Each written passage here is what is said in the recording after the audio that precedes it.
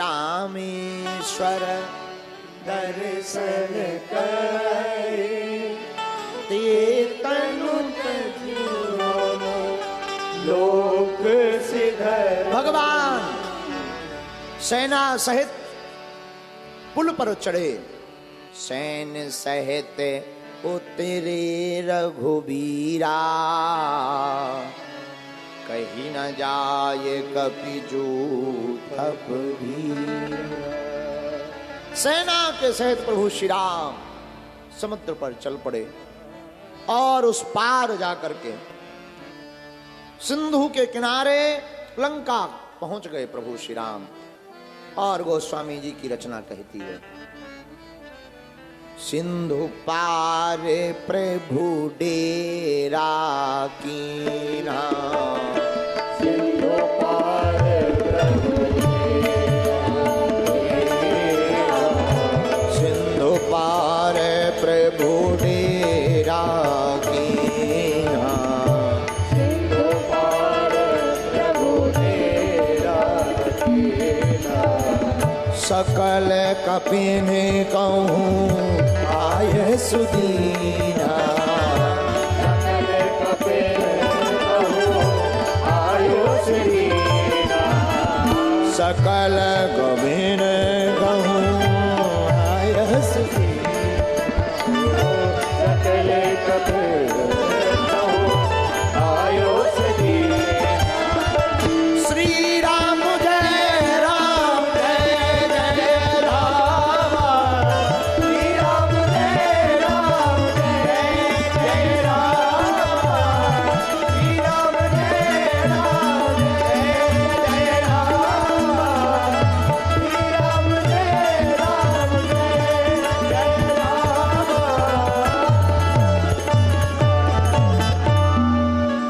लंका कांड के चौथे नंबर दोहा की पंक्ति तीसरी कहती है, भगवान पार पहुंच गए और पार पहुंचते ही लंका के किनारे पहुंचकर राम जी ने बानरों से कहा, जाओ फल खाओ।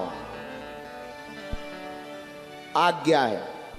सभी बानर जहां तहां दौड़ पड़े। अच्छा, बानर भालू अनगिनत हैं। कितने हैं? अनगिनत, गिनती नहीं है। अब लंका में ब्रेकिंग न्यूज चल रही। ब्रेकिंग न्यूज क्या है? बोले और तो सब ठीक है, वो दोनों राजकुमार इतने चमत्कारी हैं कि पानी पर पत्थर तैरा दिए, पुल बना लिए और सेना सहित इस पार आ गए। एक दो बंदर नहीं, पदम 18 जूथप बंदर, गिनती ही नहीं है। एक राक्षस बोला एक अकेला बंदर आया था और उलट पलट लंका सब जारी। एक अकेले भाई साहब ने लंका वालन की नाक में दम कर दिया था। अब लोग बोले ऐसे लाखों आए। तो दूसरा बोला अब का हुई है। तीसरा बोला जो सबका हुई है सो अपना हुई है। चौथा बोला बच भी कि नहीं। पांचवा बोला एक से बचे। छठवां बोला बचे का, वो इतना खतरनाक तो कि टिकना मुश्किल। अच्छा, हनुमान जी का नाम नहीं जानते थे लंका लोग वाले। नाम नहीं जानते थे। नो नो नो, वो तो हनुमान जी की कला देखकर कहने लगे हनुमान जी मारे भी और काटे भी। तो उन्होंने बीच का बीच नाम रख दिया मरकट। मारता भी है और काटता भी है, इसलिए नाम ही रख दिया स्पेशल। बोले क्या? बोले मरकट। अब वानरों की बात करते करते राक्षस बोले काम करो, पार्टी बदल लो। तो एक राक्षस जो मुखिया वाला था वो बोला किस पार्टी में जाओगे, झंडा दो ही है, तीसरी खुद की बना लो। झंडा दो ही हैं, किस पार्टी में जाओगे? तो एक राक्षस बोला एक ही उपाय है, या तो पक्ष में चल दो, नहीं तो फिर प्राणों की तैयारी कर लो। अब राक्षस विचार कर रहे कि मरना तो है ही है, जल्दी क्यों मरे, पार्टी चेंज कर लो। कितनी अच्छी मति हो गई देखो, काश ऐसी रावण की मति हो जाए। पर अभिमानी आदमी मिट जाता, मानता नहीं। अभिमानी मिट जाता है, मानता नहीं है। यह अभिमान की सीमा है, वो मिट जाएंगे, मानेंगे नहीं। पर स्वाभिमानी आदमी झुक जाता है, मिटता नहीं। हम आपको बताना ये चाह रहे, अभिमान से भरे रहोगे तो मिट जाओगे, भगवान से भरे रहोगे हनुमान जी की तरह बन जाओगे। अब निर्णय तुम्हें लेना है, अभिमान से भरकर रहना है या भगवान से भरकर रहना है। अभिमान से भरोगे तो मिट जाओगे, भगवान से भरोगे तो बन जाओगे श्री हनुमान जी महाराज जैसे। और बने कैसे? चारों युग परिताप तुम्हारा है परिसिद्ध जगत राम दूत अतुलित अंजनी पुत्र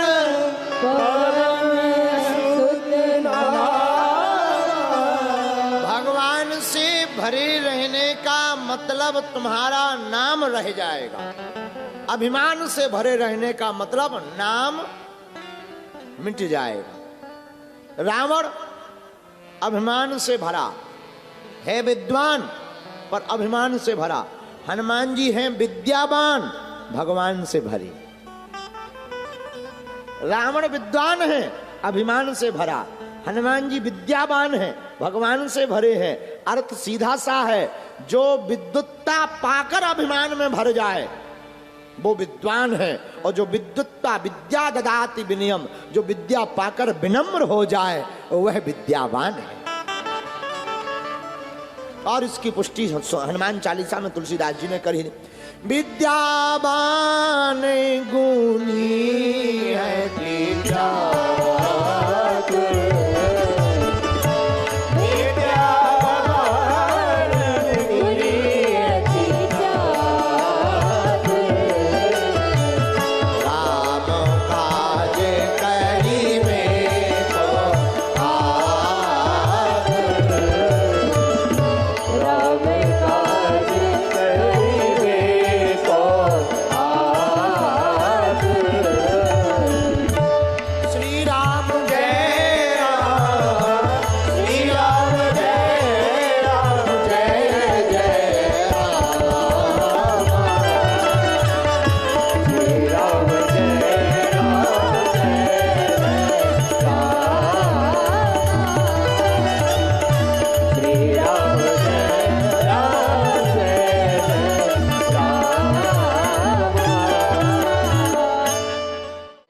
भालू फल खाने लगे। लंका में ब्रेकिंग न्यूज शुरू कैसे हुई, इसका एक अर्थ और आया।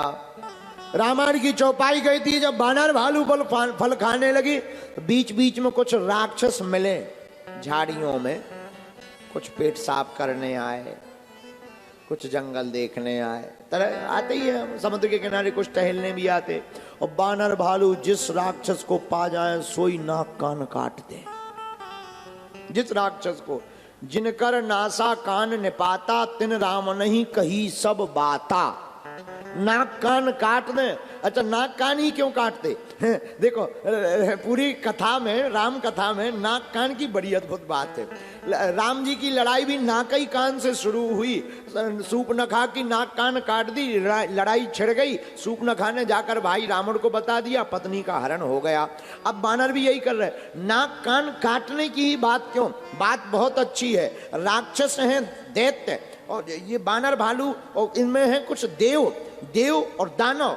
दोनों हैं, और पृथ्वी पर भी दोनों ही रहते हैं। दैत्य वृत्ति के भी लोग रहते हैं, देव वृत्ति के भी लोग रहते हैं।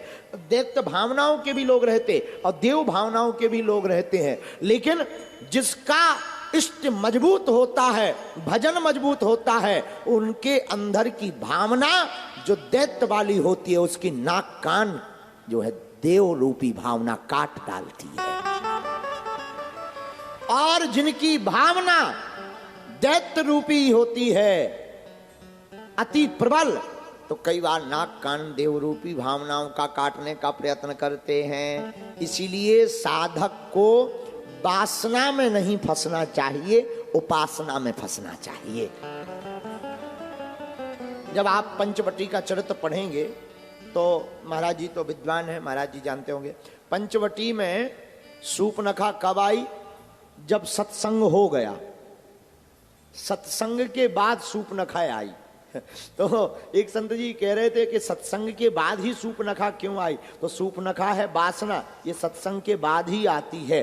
परीक्षा तभी होती है जब पढ़ाई की जाए, और सत्संग की पढ़ाई कर लो तो फिर वासना परीक्षा लेने आती है। और तुम अगर सूपनखा के चक्कर में यानी वासना के चक्कर में फंस गए तो सत्संग भी विफल हो जाएगा और तुम्हारी नाक भी कट जाएगी, मुंह दिखाने लायक नहीं बचोगे। लेकिन अगर सत्संग के बाद तुम डटे रहे तो तुम वासना के नाक कान काट दोगे, तुम्हारी चारों लोकों में जय जयकार हो जाएगी।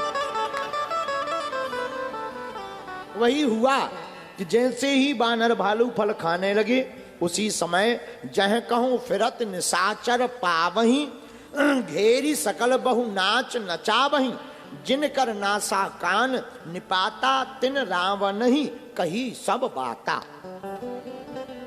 नाक कान बानर भालू काट दे, रावण अकला जाए।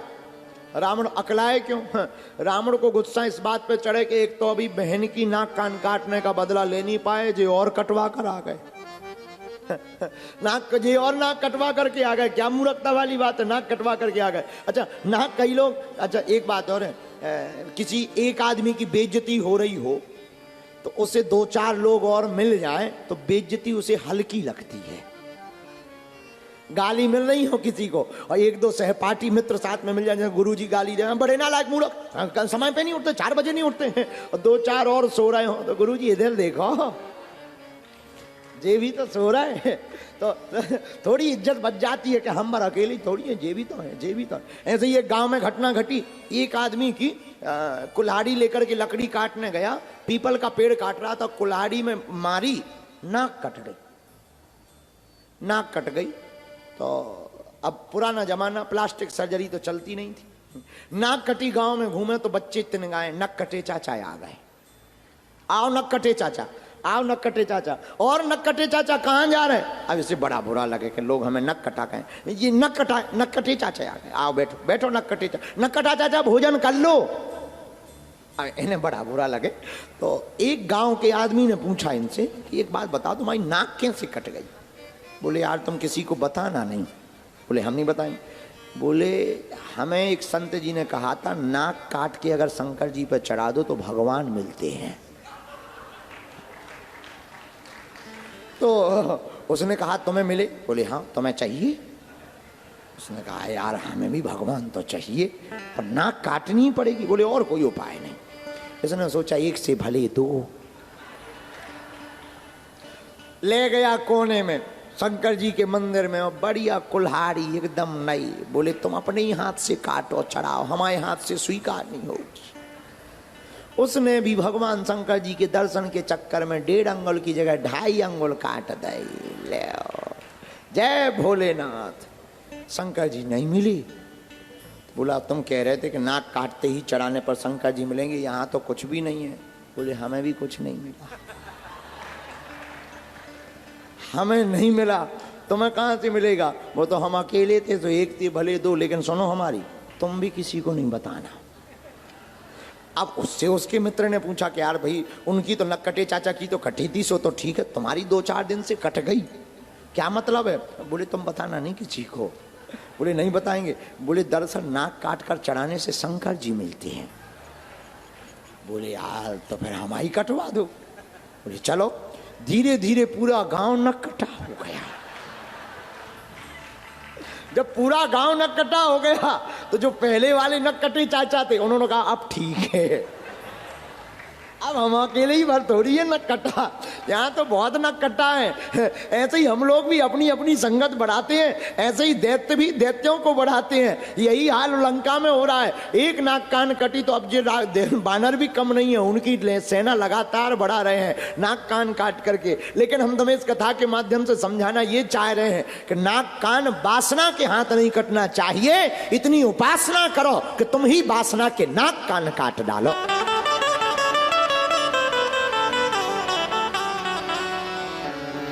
तो जिन करनासा कान निपाता, तिन राम नहीं कही सब बाता। और रावण जैसे ही सुने कि नाक कान कट गई, फिर एक कटी थी सो पत्नी को ले आए थे, अब फिर से ये दैत्यों की काट रहे हमारी सेना की, अब क्या ले आवे। इतना सुनते ही सुनत श्रवण बारिधि बंधाना, 10 मुख बोली उठा अकुलाना। रावण क्रोध में भर गया, अकुला गया, क्या जिसे देखो अब उसकी नाक कान ही काट। एक बात बुरा न मानना, किसी को अच्छी क्रोध गुस्सा चढ़ी हो और तुम भी अगर गुस्सा कर लो तो कोई मजा नहीं। किसी को अगर भयंकर गुस्सा चढ़ी हो, तुम दोनों हाथ बांध के कहो वाह। कोई अच्छा भन भना के गुस्सा हो, एकदम आंखें एकदम दांत भींचे और तुम चले जाओ हो how so sweet my dear, क्या होगा? उसकी 150 केजी की गुस्सा 250 केजी पे तुरंत पहुंच जाएगी। हम तो गुस्सा हो रहे, तुम मुस्कुरा रहे, तुम्हें खा जाएंगे, तुम्हें मार डालेंगे। और तुम कहो आहा हा क्या हम मिठाई है, सो वो अपना मूड पटक लेगा गुस्सा में। ये उपाय है, किसी को क्रोध आता हो और तुम बढ़ा दो तो तुम्हें क्रोधित नहीं होना पड़ेगा, वो मिट जाएगा, पर तुम्हारा बाल बांका नहीं होगा। यही ये बानर भालू कर रहे हैं। रावण पहले ही क्रोधित है, बहन की नाक कान कट गई। दूसरा क्रोध, लंका में ये लोग आ गए। तीसरा क्रोध, अब ये और बढ़ा रहे हैं। ऐसे लोग जब बार बार क्रोध में भरते हैं तो फिर विनाश कर लेते हैं, और विनाश क्रोध में व्यक्ति विनाश की ओर बढ़ जाता है। इसलिए क्रोध में हमेशा सावधान रहना चाहिए। रावण क्रोध में भर गया, बांध्यो बन निधि नीर निधि, जलद सिंधु बारीस, सत्य तो ये निधि कंपति, उदधि पयोधि नदीस। आगे चर्चा हम इसी दोहा के बाद कल करेंगे। आज कथा के समय के 10 बज गए हैं और 10 अब कथा बस।